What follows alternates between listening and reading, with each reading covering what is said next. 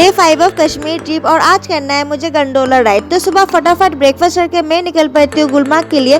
बस एक गलती के लिए मुझे इतना रश झेलना पड़ा। पहले से प्री बुकिंग नहीं करके रखी थी टिकट, तो इसलिए काफ़ी टाइम मुझे लाइन पे खड़ा होना पड़ा था और फाइनली इट्स गंडोला टाइम।